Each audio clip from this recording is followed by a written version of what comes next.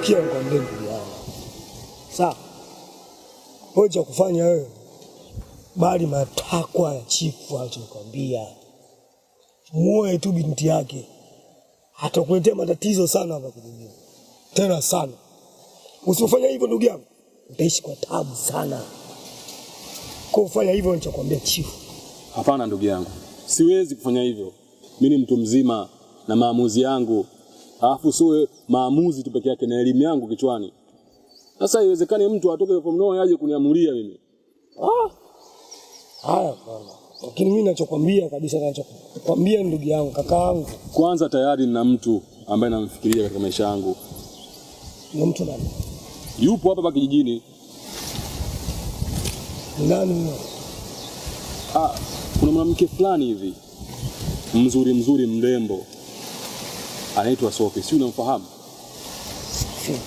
Sofia ndio.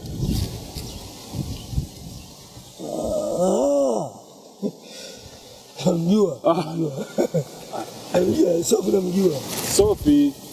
Unamfahamu? Ila nimefurahi sana kusikia hivyo rafiki yangu. Nimefurahi sana kusikia hivyo. Sasa huyo msichana nahitaji nifahamu anapoishi. Haina shida. Kama utafute namna ya kuweza kumkutanisha naye.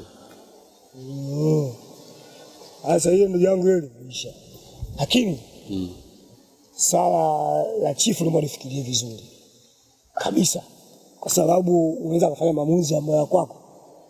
Mambo yakawa magumu sana hapa kijijini. Mimi ninashangaa sana. Mimi namjua sana wewe. Vizuri tu. Haina haja kumwogopa chifu. Chifu ni nani? Na pia nina maamuzi yake na familia yake, si mimi. Mimi siwezi kufanya maamuzi. Ni mtu muelewa, pia ni elimu yangu. Sawa. Mimi natufanya tuzungumzie tu masuala mengine, kesa tule nini sasa hivi? Hii ndio mnaongea nzuri nakula. Nasikia njaa. Kama dagaa sisi zipo? Zipo.